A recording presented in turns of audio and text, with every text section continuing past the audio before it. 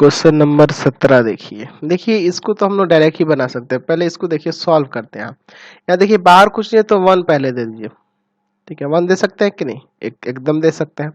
तो यहाँ हो जाएगा आपका 1 इंटू एन स्क्वायर माइनस में 1 इंटू 1 का स्क्वायर, ध्यान से देखिएगा, plus 2 into n square minus 2 into 2 का स्क्वायर, ठीक, plus 3 into n 3 n square और माइनस में 3 इंटू 3 का स्क्वायर। क्लियर है? चलिए प्लस डॉट डॉट कहाँ गया तक? एन टर्म्स तक। क्लियर है?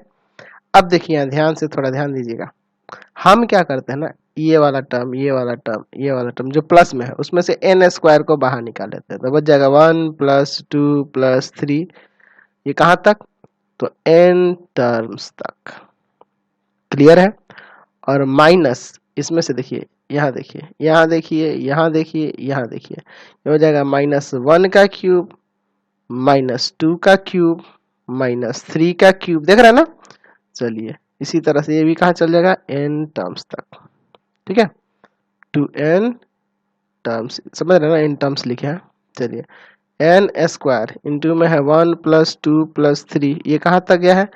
n टर्म्स तक। अच्छा, माइनस कॉमन कर ले क्या यहाँ पे, तो हो जाएगा 1 का क्यूब प्लस 2 का क्यूब प्लस 3 का क्यूब, ये भी आपका कहाँ तक चला गया है? n टर्म्स तक। ठीक है, टू n टर्म्स तक ये भी गया। अब देखिए ये तो योग के रूप में आपको दिख ही रहा है ना, प्रथम n प्राकृत संख्या का योग, तो इसका तो फॉर्मूला ही होता है n इंटू n प्लस 1 और बटा में 2। अब देखिए यहाँ देखिए प्रथम n प्राकृत संख्याओं के घनों का योग दिया है यहाँ, तो इसका फॉर्मूला भी जानते हैं, होता है n इंटू n प्लस 1 बटा में 2 का होल स्क्वायर।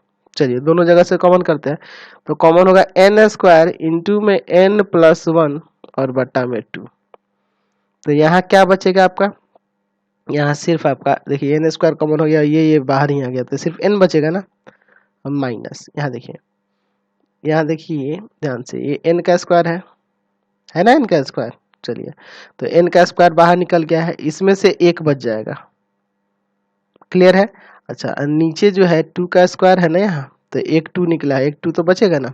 चलिए अब एलसीएम लेते हैं यहाँ पे, एन स्क्वायर इंटू में n प्लस 1 बटा में 2, ब्रैकेट के अंदर एलसीएम लेते हैं, एलसीएम होगा 2, हो जाएगा 2n माइनस, यहाँ साइन बदल जाएगा n माइनस 1, ये 2 2 जा 4 कर सकते हैं, तो 1/4 n स्क्वायर इंटू में n प्लस 1, यहाँ हो जाएगा n माइनस 1, यानी कि 1/4 n स्क्वायर, इसको चाहे तो एक बार प्लस में एक बार माइनस में, तो a square minus b square नहीं कर सकते हैं, तो n स्क्वायर माइनस 1 का स्क्वायर, यानी कि हो जाएगा 1/4 n स्क्वायर ब्रैकेट में n स्क्वायर माइनस 1। समझ में आया ये?